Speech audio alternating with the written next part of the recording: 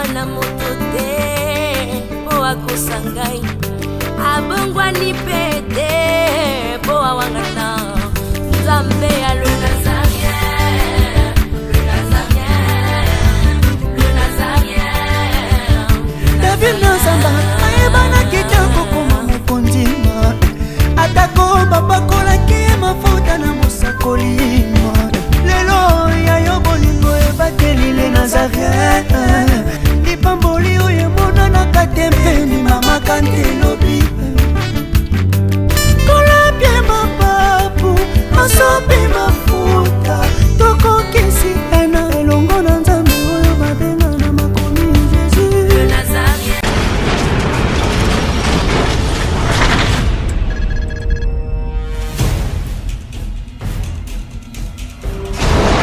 Pour vos annonces, vos prédications, vos clips, vos vidéos et autres, il y a qu'une seule adresse. N'hésitez pas à taper www.lesnazarins.com.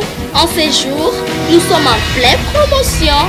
Extra matraquage. Olingi promotion ya produit na yo eba na monde entier. Olingi actualité, Olingi visibilité. Contactez les Nazarins. 100% chrétienne, toujours vos amis.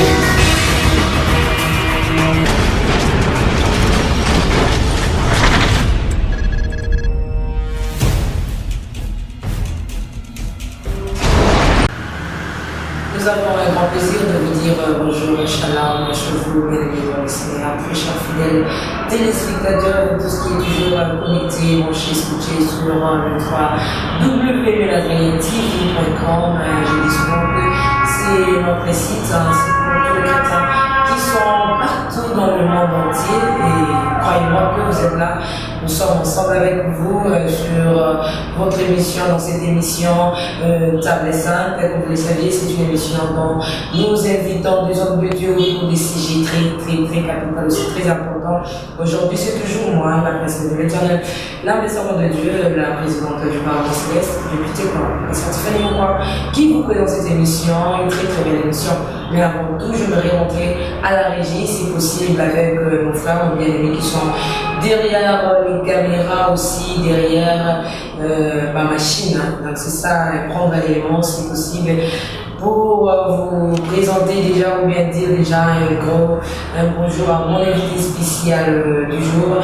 Je rentre si rapide à la régie, prendre l'élément et on se retrouve tout juste après l'instant.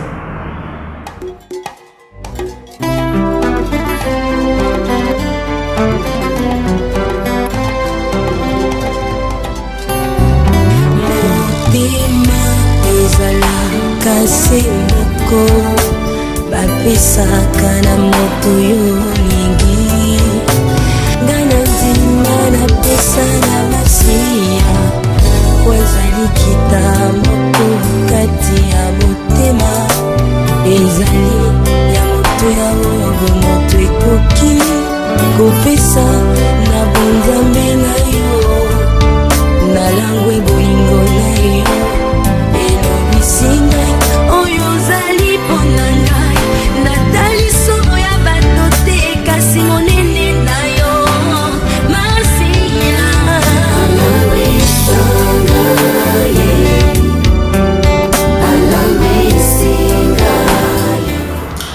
Ok, nous sommes de retour sur ces plateaux. J'ai béni tous les enfants de Dieu pour la lecture à ce moment. Croyez-moi qu'on est ensemble, il n'y a pas de souci, car Jésus-Christ est le même.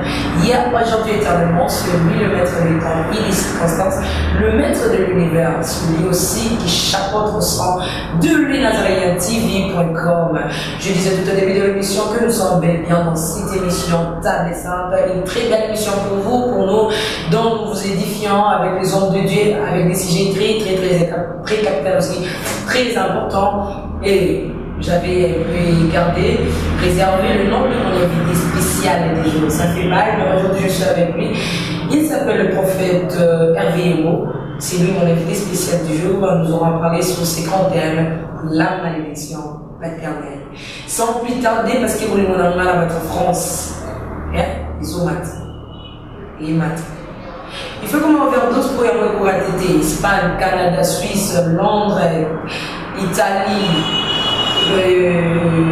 Hollande, qui sais-je encore, Bissonne surtout, donc Suisse, la micro, donc on est ensemble avec vous. Pour ne pas monopoliser la parole, je dis déjà shalom, bonjour, nom de Dieu. Shalom, bonjour, mon Vatican. Ça fait bail. Vous allez Merci beaucoup, Dozali, santé, et Yayo, le ministère, et Moussa Nathan. Tout est grâce, Dieu nous fait grâce. On est là. Un mot déjà pour le téléspectateur, je me suis lancé votre Bonjour pour ceux qui vont nous suivre pendant les jours et bonsoir pour ceux qui vont nous suivre pendant les soirs ou la nuit. Que Dieu vous bénisse. Je sais que c'est une opportunité que Dieu nous a accordée. Et ceux qui ont mis le message au l'amour, et je sais que ce serait une bénédiction, une faveur pour une personne, quel que soit le lieu qui te retrouve. Est-ce que la grâce dit oui? Merci, Neka, prophète Auto, le côté de Mana, comme le Sobenga, Benga, Bato. Il y a ça vraiment que les Nazarés à la Caboué. Donc, la malédiction paternelle. Oh, Samila. Oh, Samila, oh, ni équipe arrêtée, ils ont partout. Et là, on a rabattu au Bazana. Mais en fait, qu'est-ce que je peux dire autour de ces grands termes? Comment vous trouvez ces termes et la malédiction paternelle? Oui, c'est un thème vraiment très profond, très capital. Pourquoi? Parce que toute créature ou tout être humain a un origine moko. Nous savons que les pères donnent la vie. Donc, chaque personne, aïe, papa, tout aïe, au moins il a un père. Et pour ces, comme les pères, c'est les détenteurs de la vie, il a un mot à dire par rapport à l'existence. Or, l'homme ne donne que ce qu'il a. Si un père a des bonnes choses, le fils va transmettre au grand, consciemment ou inconsciemment. Et ce qui peut-être dans ma camarade, à transmettre en gros consciemment ou inconsciemment. Et alors, maintenant dans ce thème, nous allons comprendre comment est-ce que nous doit hériter malédiction ou bénédiction paternelle. Pourquoi? Parce que dans l'homme, il y a l'homme où il faut dominer, soit le mal ou le bien. Et vous allez comprendre une chose, c'est par rapport à des moments de la prière, par rapport au moment de méditation que le Seigneur nous a donné ces grands thèmes. Pourquoi? Parce qu'à chaque virage, parce que vie à la chrétienne sur la terre, d'autant pour aller du parcours, il y a Israël dans le désert. Soit vous pouvez la vie chrétienne dans la trajectoire de Israël avec le désert. Et tu vas comprendre qu'il y a des illustrations, il y a vie dans le désert dans le Pourquoi? Parce que vous allez remarquer une chose, que Israël, tant que vous dans le désert, il y a des moments où papa va inciter ce qu'ils étaient capables de faire et retomber à la Guinée. Nous avons vu comment est-ce que papa va s'en qui m'a pas mal, ainsi de suite. Et nous sommes maintenant aujourd'hui parce que la Bible dit que nous sommes qui dans l'Ancien Testament, c'était l'ombre des choses à venir. Pourquoi? Parce que la parole de Dieu est allée illustrer dans deux grandes parties, l'Ancien Testament et le Nouveau Testament. Et ce qui est complet, c'est la Bible ou la parole de Dieu. Et pour ça, vous allez voir que nous avons des leçons à tirer par rapport à l'édification de la mission, par rapport à la foi chrétienne de la mission. Pourquoi? Parce que vous allez voir, chaque père, il a une responsabilité. Et j'aimerais bien tirer une attention particulière dans ma papa. Quand je parle de père, le fils n'a pas. Parce que lui et maman, vous avez donné de la vie. D'ailleurs, il y a une responsabilité matriarcale. Quand nous parlons des pères, nous devons juste donner la vie. Bateau a motiviso. Bateau a pessimou na bateau. Et je vous dis merci, papa ou maman, oyo botima moi na moko. Je te dis que Dieu te bénisse. Tu as fait une bonne chose. Parce que maman peut se lever avec moi nous allons à Botamate. Tu pouvais bien le faire.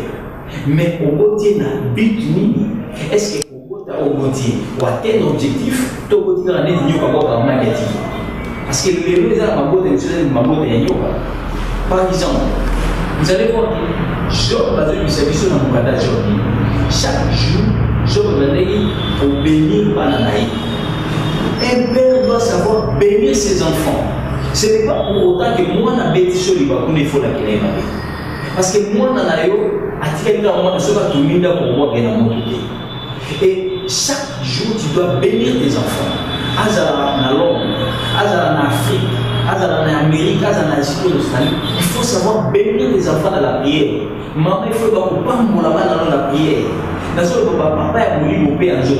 Alors, toucher ma catégorie le soir.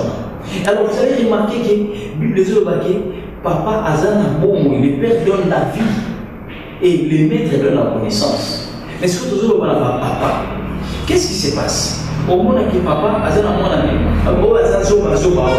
Quand la zoba on a dit cartable de cahier. Quand la zoba le monde est fait de la parole maman Tiffany.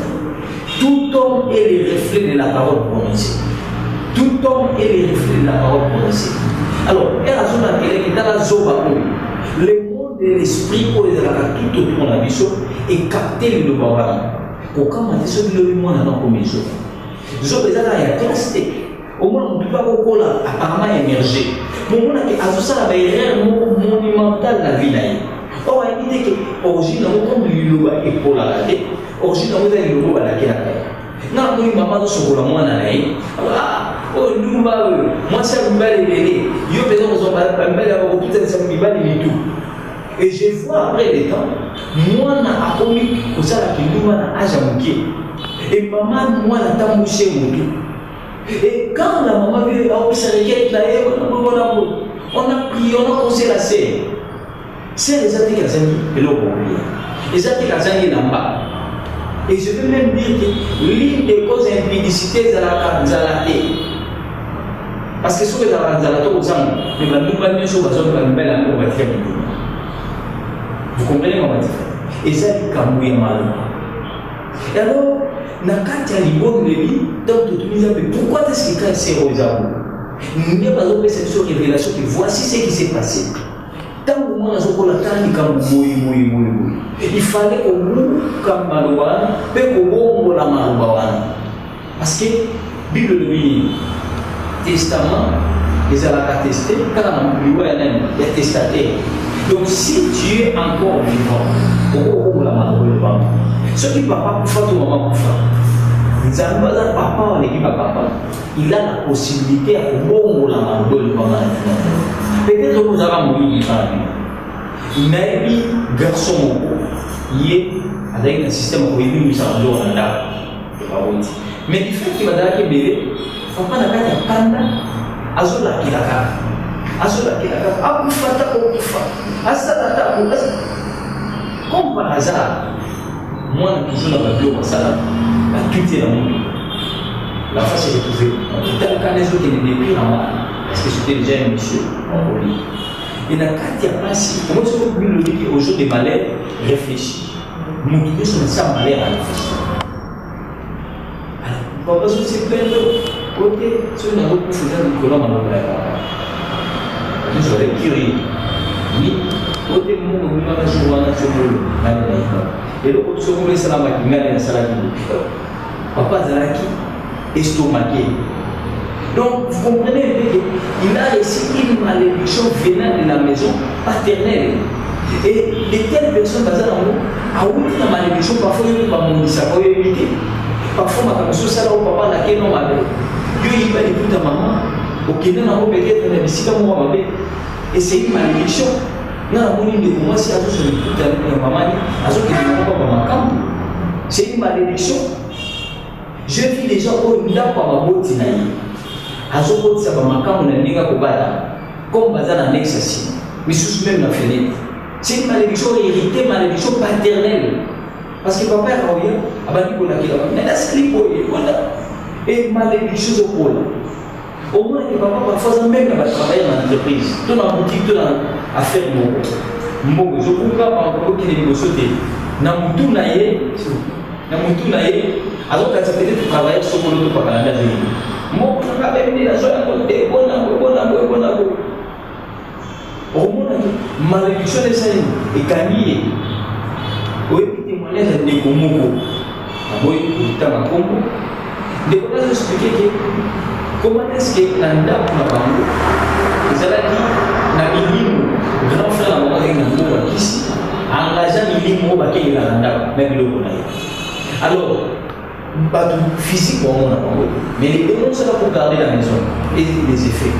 ndeko na bongo ya ezali na bitele yibaka mituka yibaka moto bademu basalisa accident expressement mais moto asalaki eloko wana c'est leur grand frère ayebaki teke bademu bosatake même na ndeko na ye parce que nakoma papa azwa ndeko na ndeko mwana ye na boko nabengaki papa et vous comprenez un peu sikoyo imagine ke bato mosusu ezalaka eloko kumbi ake banganga nakaboma motu songolo moto alavi na ebonga te bref. Il y a des malédictions qui nous avons héritées depuis la maison paternelle. Dans le domaine de l'église, refuge à ce qu'on a bon moyen, c'est l'église. Quand tu as échoué dans la famille, tu dois laisser la l'église. Merci pour faire gagner la question en tête. On t'a pas dit de l'accès, comment est-ce que nous avons ça ma malédiction, on t'a dit à la mort. Ce qu'on devrait la deuxième étape, c'est qu'on aille dans le cadre de l'église. Ça veut dire qu'on va dire mais à cause de l'église, pour la cadre de l'église, Libamboli, Libiki. Mais pour faire des raisons à mon cas, on a besoin de contacter, on a épargné la compagnie. Ngai nazala na tatate. Na bima lokola na Melchisedek. Nazala tata, nazala maman. Est-ce que vous avez la malédiction? Topé. Là qui on que malédiction ils ont prononcé au papa. Est-ce que moi n'a pas cause de la kelmabe sans pour autant papa allo balika to pas la kelmabe mais a suivre la kelmabe? Oui. Pourquoi? Parce que ceux qui pour briser votre main. Maintenant pour la kelmabe sans gabarit. Parce que c'est l'esprit d'abord qui exécute la malédiction. Au moins là nous avons dit n'a regretté quoi dans ça la kelmabe. Attends, ce qu'on continue de faire, ça va maudire. Ce qui est mon toit sali aux à la regretter. Parce que même la carte de Sala et Maboko, même la carte de domaine Nyoso, Tata Bazala, le mot qui m'a formé, peut-être caméraman, peut-être Bibi, peut-être Bibi.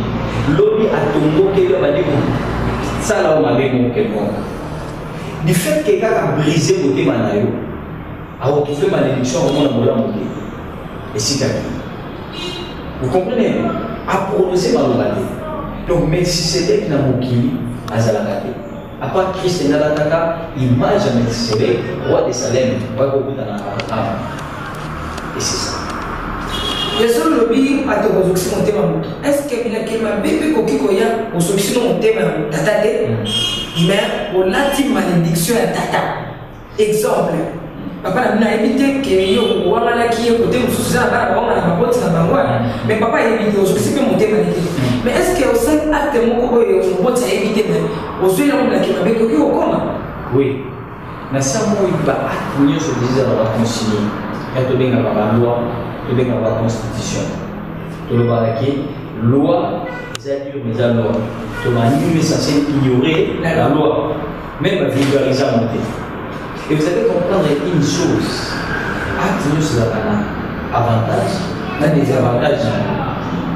Et du fait que yo ouangani karatata na yo, dans la mesure où au moins la n'est pas honte de moi, témoigner dans la mission bala, n'est pas honte de moi, tato dans la.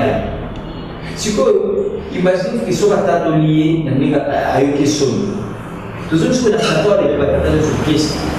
Alobi ko aboka asoni abite ke ko abofinga ngai abiko aboka ngai soni ko mama za tenga mas papa za boye ko akisha ko na biso wana za nani boye c'est une malédiction de fils aux hommes. Vous comprenez? Aïe badoté et dans mon c'est même exemple dans quatre églises. Au monde, il y a une malédiction dans la église de l'église. Voilà des états, tout le monde dans la église. Dans la église.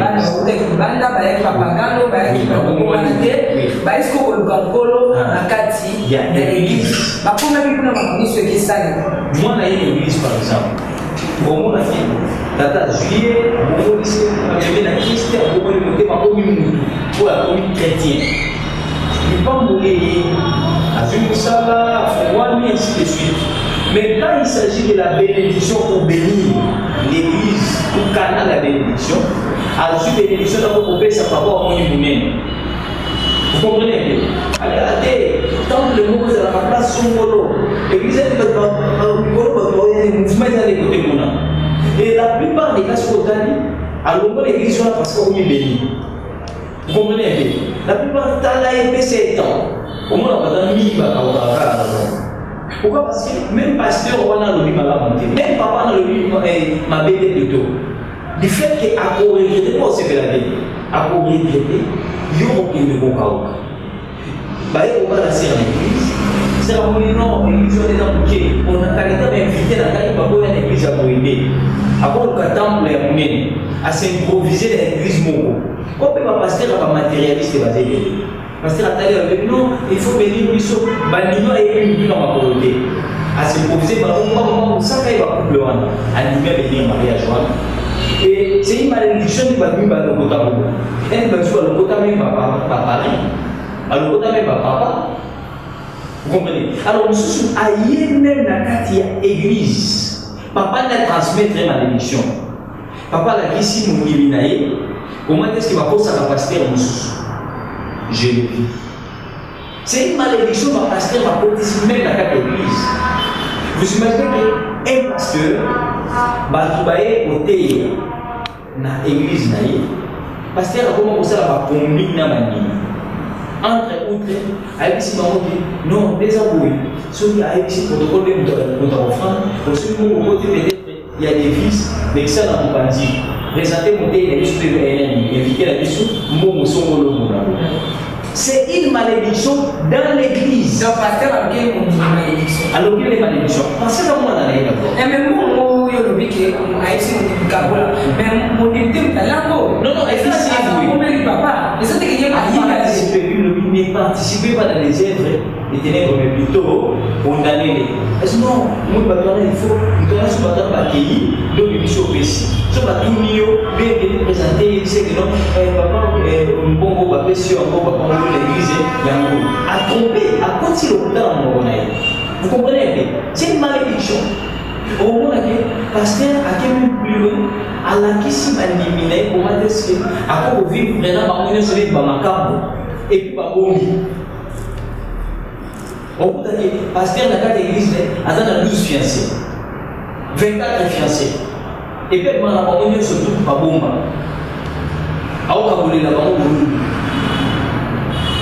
Vous comprenez bien? Pas de quel que soit l'âge,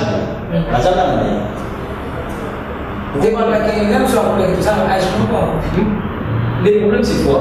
Fonction de jouer à sa papa. Vous comprenez? Si vous regardez tout ça, il amène la malédiction, il amène la bénédiction de l'église. En fait, ceux qui m'ont fait l'exemple de ça, acte l'église, il la malédiction. Tu ne peux pas la malédiction, tu peux pas la bateau, il y a la relation. Est-ce qu'on peut faire conséquence au sein de l'église, comme Christ, où il y a un bateau, il y a un salon.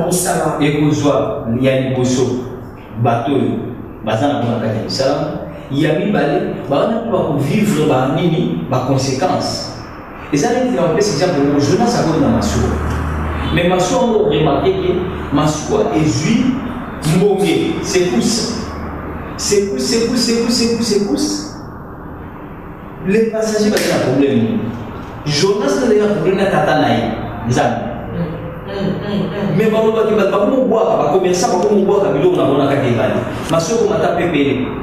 La vie va conséquence de et ça va commerçant qui parfois dit à après à cause de ma Jonas n'a pas né. Ma paix est cassée.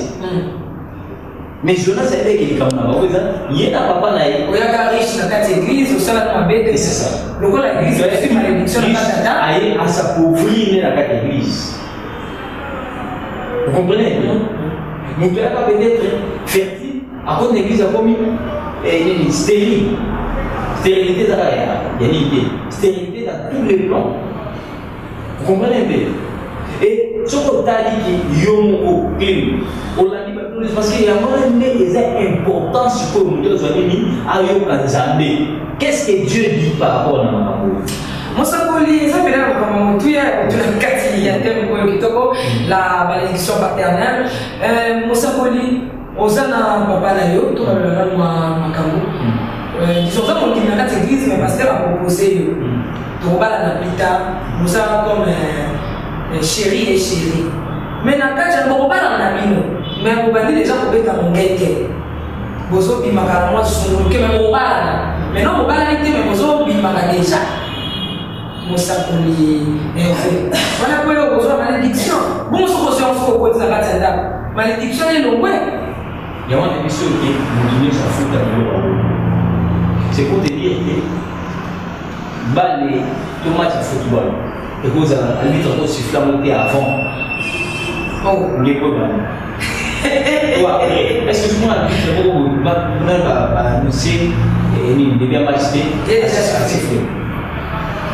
Mais yo, on va travailler autour de ma bien orge. Orge. Le système a pas orge comme ça dans l'église. Orge. La sécurité pardon, merci. Orge. Et même dans ma cabane, ceux qui nous ont changé l'église à cause de ça. Et ça n'a pas tout, c'est la orge. Ça, orge. Dans le pasteur, il y a orge. Vous comprenez? Mais sur place, le problème est venu. Et nous devons se faire rétrospection. Et à sa rétrospection, il doit écouter la voix de Dieu, le Saint-Esprit parle. Mais mon sac, la carte, je peux me battre pour la question sur la carte, tout le monde. Ce que le bien est, il a qu'à ma vie et au soir, église, mais on va faire ma camoufler, les Jonas, on va subir, on va converser, on va subir les conséquences. Donc, on va dire, nous, la carte église aussi. Ce qui va nous faire la mise sur garde. Il faut regardant. Il va dans le au moins, on a mis sur le parce que tu peux voir l'apparence, et l'on va pas dire, mais vie cachée, peut-être l'homme est différent. L'homme regarde Samuel qui voit qu'il est David. La Bible, c'est pas il y a avec la Bible, c'est pas avec l'homme regarde ce qui frappe aux yeux de moi, je regarde les biens. C'est comme ça qu'il est important que chaque chrétien a tout dans Nzambe. Les témoignages du Saint-Esprit est plus grand que les témoignages des hommes. Mais comment les chrétiens tombent l'église et pour vivre en face de mon Seigneur je vais s'engager au sein de l'église, mon innocent. Et c'est pas vis-à-vis de l'église, mais vis-à-vis, il n'y a pas mal à l'amour. Ce qu'on fait, c'est au poison à verre de la vie. C'est au village. C'est que je vais dire que mon premier choc le Saint-Esprit vous convaincra et vous convaincra. Et vous allez voir que ça, à cause de la famille de Coran, on est toujours bon, vous comprenez? Et ça, si on est comme sous les personnes de Adam Mouni, mais il y a Adam Moulaka. Ce qu'on a peut-être appelé pasteur Moko 50 francs congolais. A créé un problème. A créé un problème. A créé un pasteur Moussou. A créé un problème. A créé peut-être va reprocher Tika Kindoumba, Tika Kindoki. Il y a tant dans l'église. Mais soit avant de l'église, il faut créer des gars. Parce que nous devons pas avoir malédiction et bébé. Parce que chaque père a une malédiction spéciale. Et c'est là que nous sommes qui va chrétien, va comme oisif. Et c'est pour ça. Tempo de exploitant au malade, sauf que c'est retrouvé dans la caravane. Nous allons vous donner des pistes de sortie. Comment sortir la vidéo Coran? Donc, quand tu entends la vidéo, pardon, Péris, Poti, exception de minute, s'il vous plaît, dans ces vidéos, le prophète Hervé, Yongo. Dans l'église, je ne sais pas le côté de la Kémami.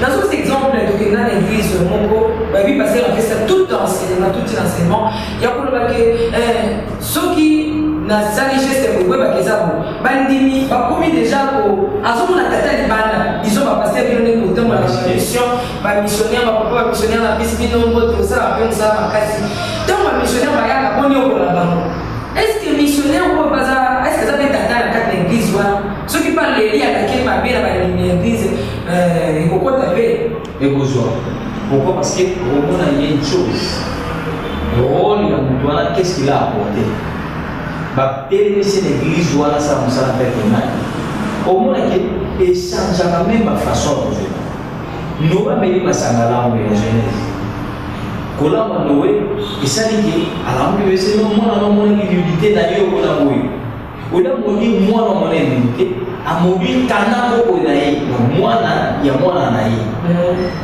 et t'as comment est-ce que makamoni ça il n'était pas kana n'était pas le fils direct il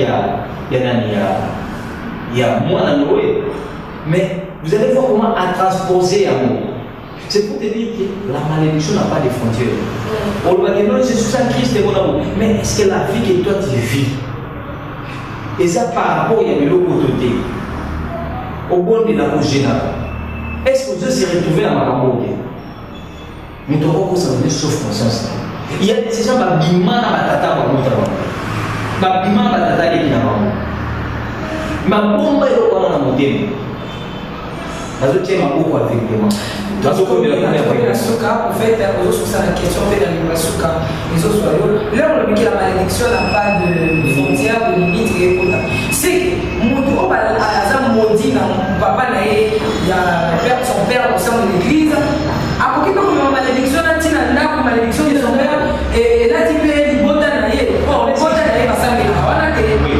La base exemple quand ayi biblo on est nata mo jouer ayi na mo babiki ayi na mo nda Israël a ko bunda mais Israël a mo comme mesure de fait que la mutu moko mais jour où je vois ni a exécuté toi bouma après babi ba bouma akana nda kunem c'est ce qui se passe dans le monde spirituel je comprends dans le monde spirituel il y a mon rappel au monde qui beaucoup même dans monde comme tout que zo kufa mutu abime yote talangani asala kritika musongolo to pas. Vous comprenez? Donc c'est pour dire que nous malila la mokula et comme ça voilà la chose. Gouvernement la lila ya mokula et comme ça la ne surtout ni mo bebisa ndakula. OK, na posamba mobile uta sambe na païen. Mais yo to utela kwa l'église. Vous voyez bien maman songi na l'église.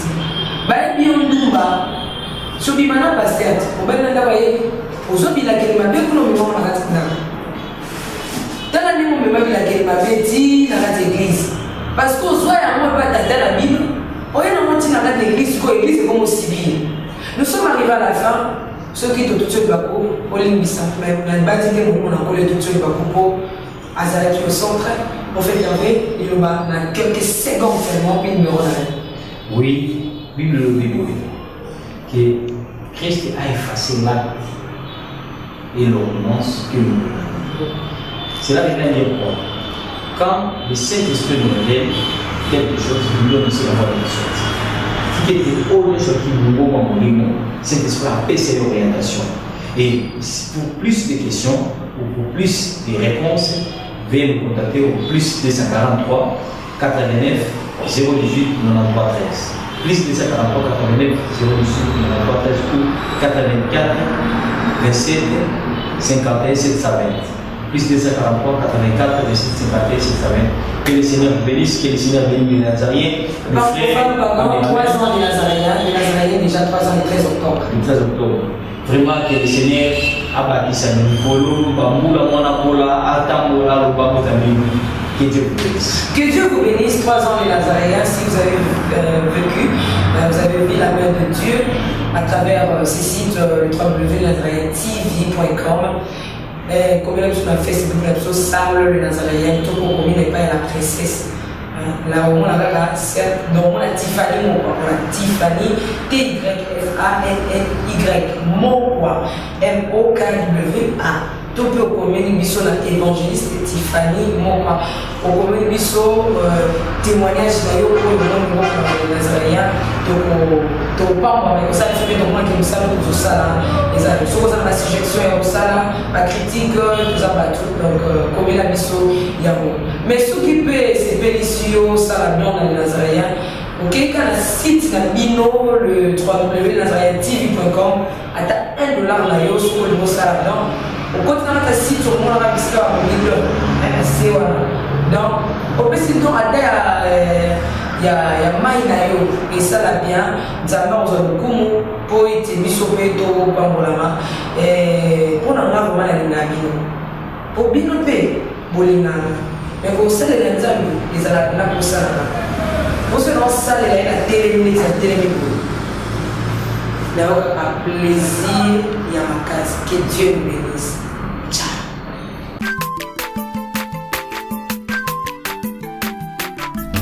Aza mwana moto te po akosa ngai abongwani pe